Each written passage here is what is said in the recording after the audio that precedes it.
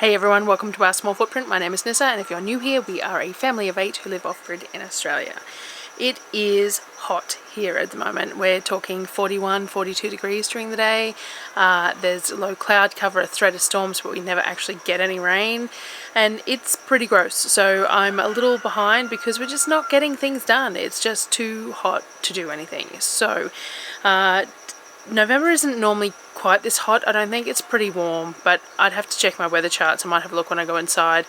Normally it's hotter through December, January, February because that's summer, but November's sort of the lead in. But I think the problem is that we've got all this low cloud cover that's threatening storms, but the storms are bypassing it. It's hot. Anyway, all that to say, I'm doing a food video today. So with our shopping only 6 times a year, what I tend to do is after those supply runs is I do a run of videos showing what we do with the food and how we deal with it. Now this 2 months period is going to be a little bit different because Darryl and I started Keto this period. So for this 8 weeks we're giving it a trial run. We'll probably continue it for the next 8 weeks as well. So we're figuring out what we're doing, how strict we are with various things. We will probably lend to more carnivore towards the end of the 8-week period, but very heavy on the low carb veggies at the beginning because we get them nice and fresh and cheap. So this is the first 3 or 4 days of this supply run and the food that we made and what I did with the food that we had to process in some way, and we eat a lot of those green fresh veg. But I know that once they're gone, we won't eat a whole lot of veggies because frozen veggies are okay, but they're, they're frozen veggies. So when we would eat them normally, you'd eat them when you put them on gravy or with gravy on them or in a pasta dish or something where they, they weren't the star. But if you're eating veggies for just eating veggies, frozen veggies really just aren't my thing. So for the moment, this is what we're doing, and we'll figure it out as we go, and I'll do some more chat videos throughout the month to see how we're going. I did order that bulk meat order that I mentioned. It's arriving tomorrow, I think, and the hamper is Saturday, so I might do a video. I'll do both of those together in a video and show you the meat that we bought and the hamper. So that meat's going to kick my grocery numbers way up from what I listed in the last video, but I believe that this meat will last us 2 supply runs worth, so we will see how we go. We're still learning with this, and Christmas is always more expensive for food anyway because we do things a little bit different over December, January too. So anyway, let's get into it. This is the first few days of food prep planning, preserving meals, all that sort of thing after our 2 monthly grocery shop. One of the first things we have to deal with is the fragile fruits. So this month we got lots of strawberries and blueberries. There is not enough room in the fridge to store them for any length of time, and they don't store very well anyway. So what we've done is we'd filled an esky with them for the transport home, and over, I think it was 2 days before I really got into them. So we were putting fresh ice packs into those eskies with those berries, and the kids were eating punnets of them as they wanted as well, fresh. There's a variety of things that I do with berries when I purchase them. That we do jams, we do purees, we do frozen, we do all sorts of things, and it really depends on timeline of what else I need to get done, how hot it is at the time. Like in winter we don't get as many berries, but sometimes we get a hit of them, and it's easier to make them last and to do some more things that are long-winded than it is in summer. So in summer we tend to do quick, easy, fast, just things to get them sorted and not sitting in the heat. The simplest thing for us is just freezing them. So we're just flash freezing them on trays. The kids eat them frozen throughout the month straight out of the freezer. So that means that over the 2-month period they're still getting fresh fruit. It's frozen, but it's flash frozen. It's fresh fruit basically, just from a freezer. So they're getting that fresh fruit throughout that last end of the month. But we can also, once they're frozen, they can be turned into smoothies, smoothie pops, ice cream, all sorts of things. So that's one of the first things that we do. So first I started topping the strawberries and sorting, washing them all with a little vinegar. I keep all the tops for making cordial with, so I quite often have a fair bit of flesh on them just to make life easier because I know I'm going to use them anyway. So everything's washed in a little bit of vinegar, water, rinsed and quick soak, and then it's all drained and we cut all the tops off them to use them. Now with strawberries, I cut them in half before putting them on the baking trays with paper. The strawberries do stick together a little bit more because I've cut them in half and they've been rinsed in water, so there's a little bit of water hanging on them, but they're still pretty easy to pull apart, so I'm not overly concerned. And I put them on a really thick layer on that tray because I don't have the freezer room to do them like, you know, nice and flat and big gaps between them. It's just not going to work for me. So I just load a full baking tray in and stick them straight on top of the freezer. The blueberries, I did much the same, similar thing, washed with a little bit of vinegar, sorted, as many stems picked off as I could easily find, and then put on baking trays as well. The blueberries are great to freeze like that because they just come apart. Obviously the skins just don't stick to each other much, so even when they're frozen on the trays, they just fall apart. Now, the kids hoover these frozen, like they eat them fresh, but actually they probably prefer blueberries once they're frozen rather than fresh, and they just eat them and eat them and eat them. So I always regret not buying more, but there is a storage and transport issue to think about when I'm buying them, and also having to keep them for long enough to get them in the freezer and having storage at home too. So one day the hope is to turn our trailer into a cold room, but it hasn't happened and may not happen for quite a while, so we'll just have to see how we go. But one day the idea was to turn that trailer into a cold room, and then everything could be transported in the cold room, could plug it into a generator when we get home, everything could stay cold in there, and then I could work through it like that. That is the dream, but we will see how we go with that. So blueberries frozen on trays in the freezer, the kids will eat from them at will throughout the next, sometimes it only lasts a few days. I have to be careful to ration them if I've got a purpose for them.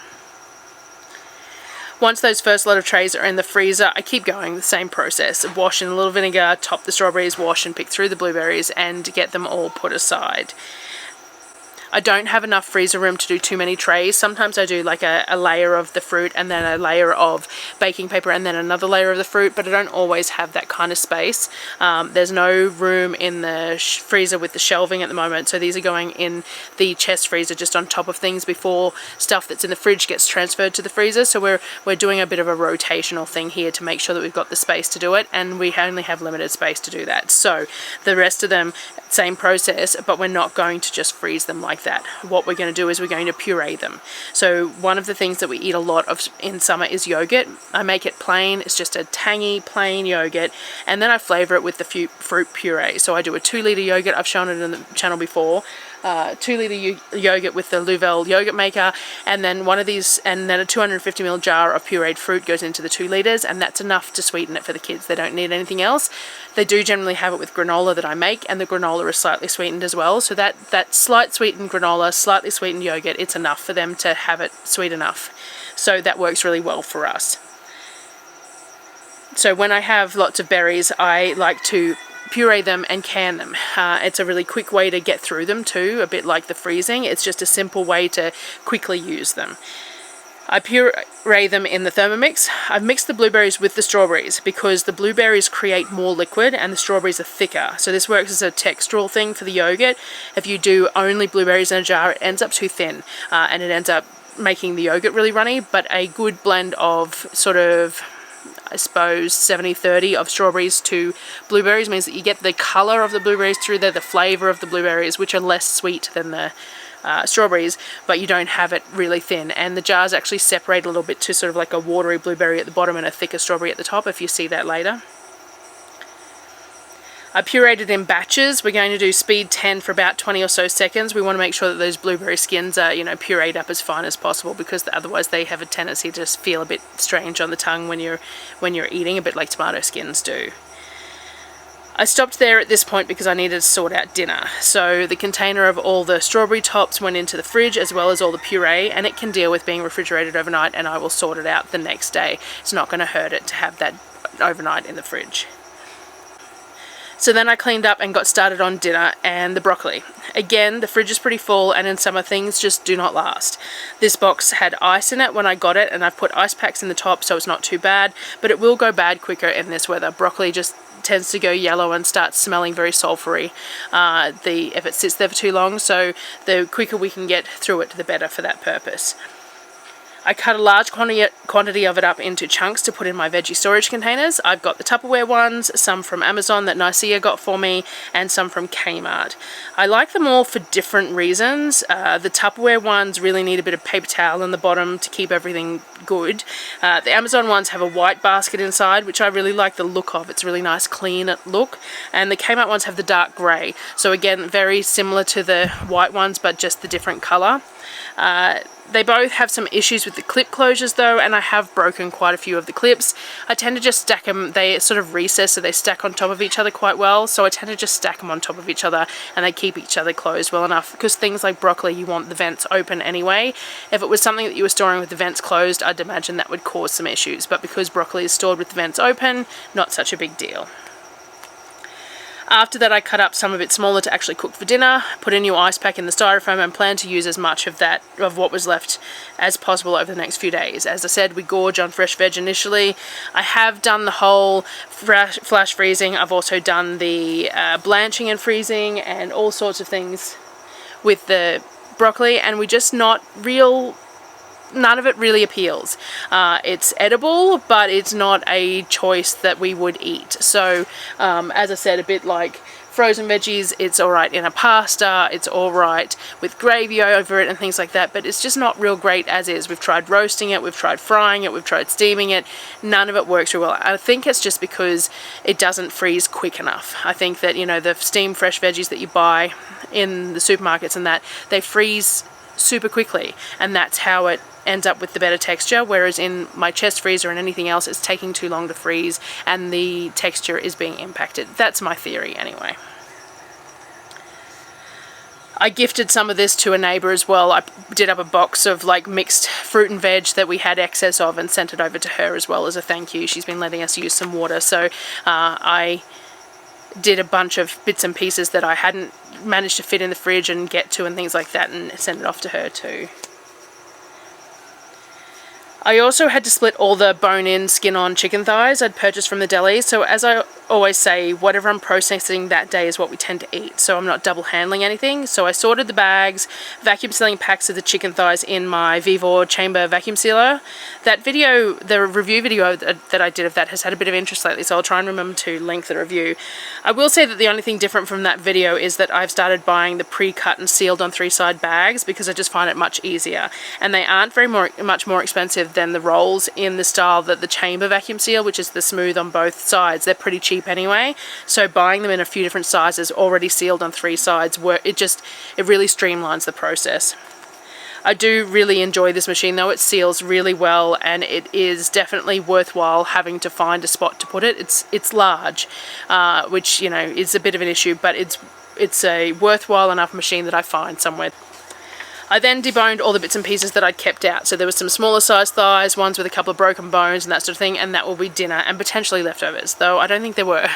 This is quite a favoured meal, this meal.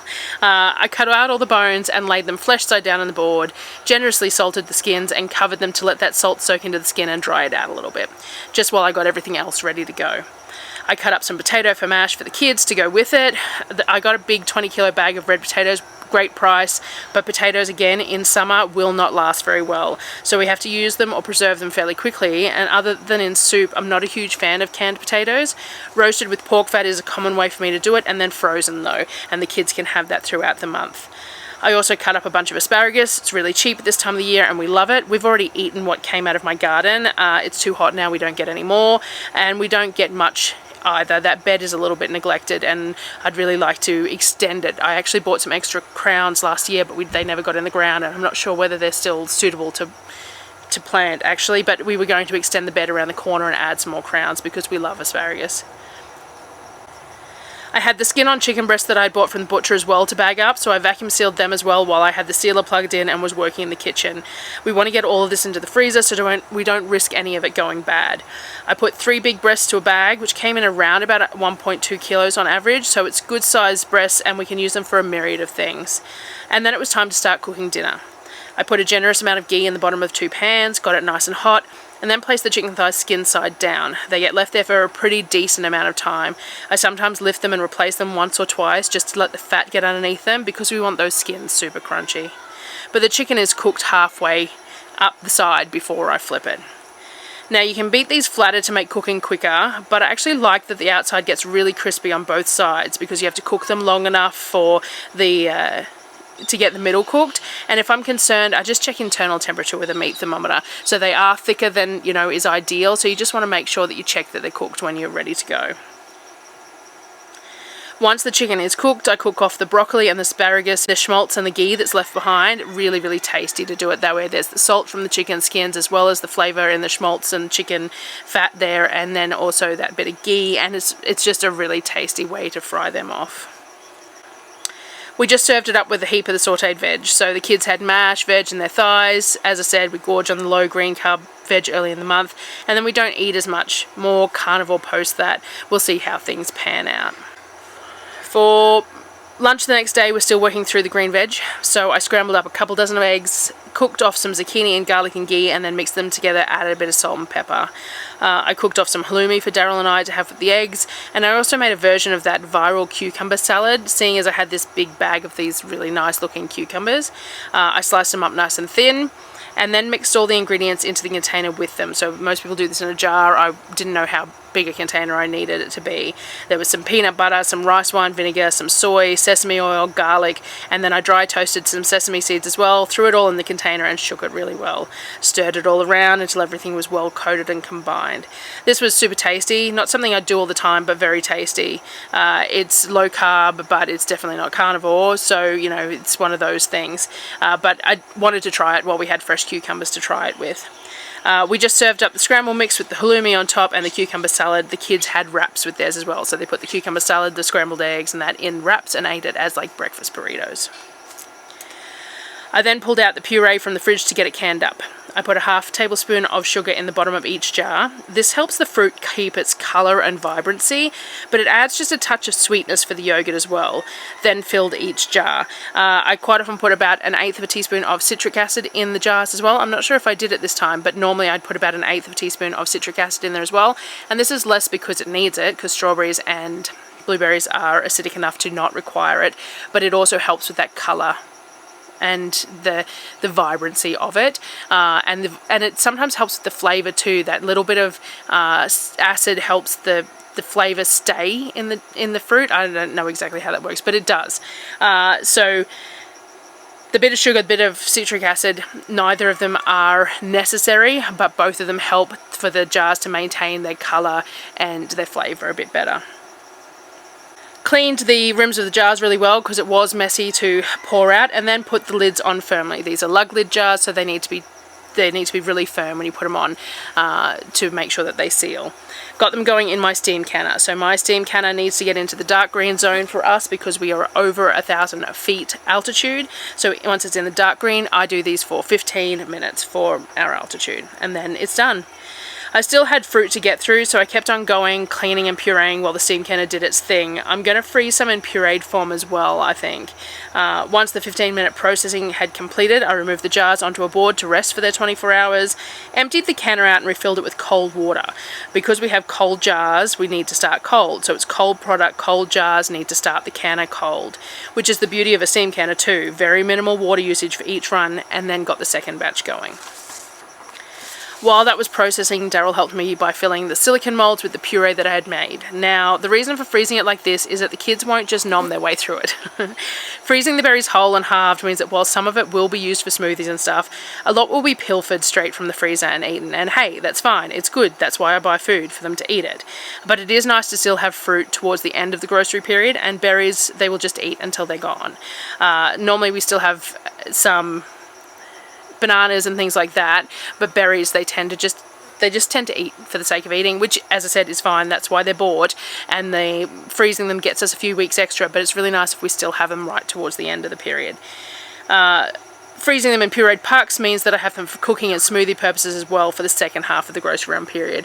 So they eat the fresh stuff beginning, and then when I'm starting to make ice creams, or I want to make a fruit sauce for pancakes, or I want to make more smoothie pops or whatever else, I have those pucks there that I can use for that, because they won't eat those out of the thing. I'm sure they probably would, but they don't because they know that it's a different purpose than just the frozen fruit.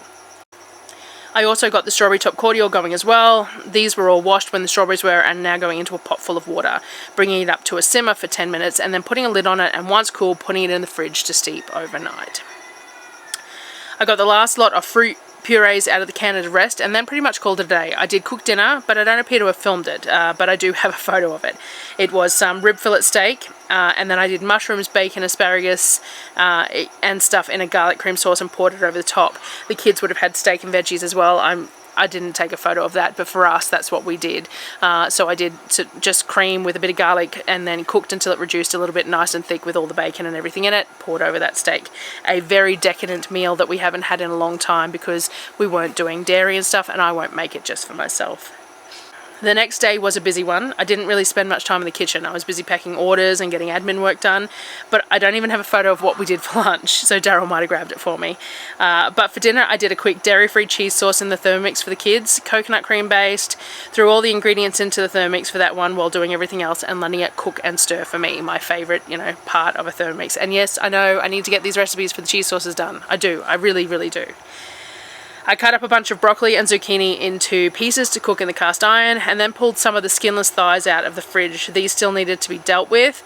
They aren't as important as the ones purchased from the deli counter because they have a longer shelf life on them because they're gas packed in those sealed containers. However, with the fluctuation of temperatures with the transport, I do try and get them as quickly as possible. I don't rely on those use by dates because there is the fluctuation of getting from like Costco and then into the esky on the back of the ute and then the esky trip home and then from the esky onto the table and then the table into the fridge. So we do try and get through them fairly quickly just to make sure that there's no risk to them going bad and being wasted. So this tray I pulled out and just gave it a bash to thin it out a little. I'm going to cook them off similarly to the skin on ones that I do, but because they don't have that skin to protect them or the extra fat that comes with the skin, I don't want them to take as long to cook, so flattening them out is beneficial. I also cooked a 500-gram pack of pasta spirals as a starchy side for the kids instead of potato today, thinking it would go well with the cheese sauce. So the kids had a scoop of pasta, some chicken thighs sliced up, and the sauteed broccoli and zucchini, and I sent the cheese sauce jug to the table for them to help themselves. Darryl and I just had the thighs over stir-fried veg, and then we had some of the smoky Havarti cheese that I got from Costco. This is really nice. Darryl really likes it. It's so soft and creamy that it's really hard to cut, and it's very smoky. It's super tasty, but very strong. I think it would be a perfect cheese for mac and cheese. Now, obviously we're not eating pasta, but I have found a few recipes for noodles that are made from chicken. So we may give them a go at some point. As I said, we'll probably get more adventurous with food towards the end of the 8-week period once we use up all the fresh veggies, because at the moment we're pretty much happy to just have meat and veg while we've got these good veggies to eat. But once we run out of those veg, then that's when we'll rely more and head towards more carnivore style and even keto style, like cooking things that I wouldn't necessarily have gone to the effort for before, but will because we're going to be, running a little low on food choices that we would make because we can't rely on pastas and things like that. So that's it, all going to be a learning curve. And I think we're getting into the swing of being able to make a dish for the kids and a dish for us that has similar ingredients and similar, focus without having to make two full, completely different meals, but still having, enough of a similarity and enough of a difference that one is ketovore and one is just good for the kids with their, activity levels and everything like that. So that was the first few days of, what are we in? October, November. So I went shopping at the end of October. So the first few days of October and November, it's going to be November, December's shopping period. And hope you enjoyed watching, and I will see you on the next video, which will be the hamper and the meat delivery. So the meat delivery is tomorrow, hamper's the next day. So I will do all that together and then I'll put that out. And then I might have to do a little bit of a catch-up video. I am looking at doing, we don't celebrate Black Friday as such, but Australia is doing a lot more like that. So what I'm looking to doing is collating a bit of a stock take and everything else of any Christmas stock that's left towards the end of November, and I might do a big sale or free shipping or something over that weekend, and for any of the Christmas stuff that's left. And I've also been experimenting with a few other little Christmassy type things that people have requested, so where I'm working on that sort of stuff on the side too. Some wooden ornaments with all the Christmas critters on them for the Christmas tree, because we don't have any ornaments for our Christmas tree this year yet, so that'll be nice to have something like that. So but yeah, anyway, thank you for watching, and I will see you guys on the next video.